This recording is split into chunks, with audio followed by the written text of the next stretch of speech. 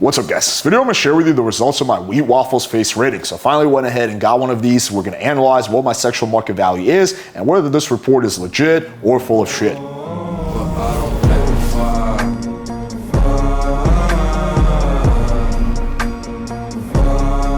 Alright, so let me give a little context for anyone who has no idea what I'm talking about. So Wheat Waffles is probably one of the most popular black pill YouTuber, and he has a paid service that he does where you basically send him your photos and he evaluates your face. And I'll be honest, I kind of thought this concept was a little cringe because like you're paying another guy to give you basically your score, how attractive you are. Like shouldn't you want to ask girls, right? But I decided to go ahead because a lot of people were requesting this, and shout out to Wheat Waffles. He actually hooked me up with one for free.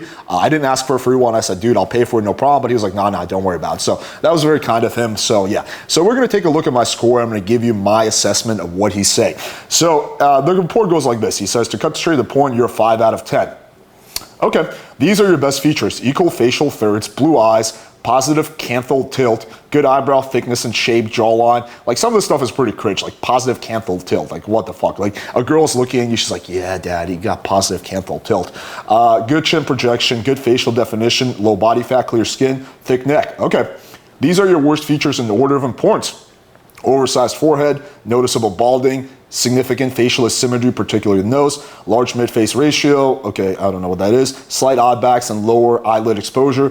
Gunnion isn't sharp enough, it's too rounded, undersized gunnion. Like some chick is like, yeah, you know, Alex, I was gonna go home with you, but your gunnion isn't sharp enough, right? I can't fuck a guy with this small of a gunnion. So what do I think about his score? I think he's a little off. I think he's being way too harsh with the score. I think realistically, if I'm trying to be objective, I'll put myself at like a 6.5, maybe a 7. Kind of depends on who I'm competing with, right? But I think going lower than 6 is just like not really true. Like I'm 5'11", above average height. I'm in really good shape. I have blue eyes. You know, I am, you know, I have a fairly symmetrical face. So yeah, putting me at a 5 out of 10 is just too harsh. And again, this is not coming from a place of ego. I don't really give a shit. Like if I legitimately thought I was a 5 out of 10, I would say it. And that's kind of the pattern I noticed with Wheat Waffles' face rating. He's too harsh. Like he rated John Anthony a 3 out of 10. And regardless of what you think about John Anthony, I think it's a pretty fucking big stretch to say that he's a 3 out of 10. Like that guy's at least going to be like a 6 out of 10 because he's 6'4", he's jacked, he has tattoos, right? So it's like, yeah, I think that's the big issue. He's just going way too overly nerdy analytical on these face ratings, and it's just like kind of lowering everyone's score, which I think is actually negative because let's say you're a guy who's not that attractive. Like I consider myself slightly above average looks, but let's say you're a guy who's slightly below average looks. Maybe let's say you're a 4.5 or 5 out of 10, and then he rates you like a 2 out of 10. You might be like, what the fuck? I am fucked. And a lot of guys take this stuff to gospel. So I think that, yeah, my big critique of Wheat Waffles is I think he's being way too harsh on the scores. Now, I'm not saying he should just like give bullshit numbers to make people feel good, but I think this is not realistic. Like I think if we take my photos, send them to a bunch of girls, most girls would say I'm a 6.5 or 7 out of 10. I've played this game with other girls in the past, and that's kind of what I always get. It's like some girls think I'm a 6, some girls think I'm an 8, but when we average everything out, it usually comes down to about 6.5 or 7 out of 10. But here's where things get interesting. So this is the one part of the report where I think actually there's some value. These are my short-term looks maxing recommendations. Get minoxidil finasteride to reduce effects of balding. Okay, I'm already on top of that. Haircut is good. It's just skull shape, so keep the same way. It looks best in the picture, by the way. Yeah, so I think my haircut is perfect for a guy who has some hair loss, right? You want to have a skin fade. That kind of hides some of the hair loss. So yeah, I agree with him on that. Style looks very good. You clearly know how to dress well. No changes need to be made here. You're 5'11", so wear shoes with lifts as it will bring you up to 6. So you can get away with saying it. I'm 5'10" myself. I personally wear Nike A5s, which bump me up to 6. Yeah, height increasing shoes, they're called elevator shoes, are good. I definitely don't think I personally need them. Like being 5'11", you're already like above average height. But sure, you know, if you want to get like a small extra point, then why not? Usually I'd write 7-8 points on looks masking here, but I honestly don't have any more looks masking advice for you. Seems like you've done most of it already. Well done and keep it up. Oh, thank you, Mr. Wheat Waffles. But yeah, I mean, that is true. I have definitely done more looks maxing than the average person. I think that's part of being a dating coach is like, okay, obviously we know that game and looks are a big part of the picture, right? They're two separate categories. But why not increase everyone? Like if you just increase game and you don't touch looks, it's kind of like you're selling yourself short. Here are some actually things where I have some agreements with him.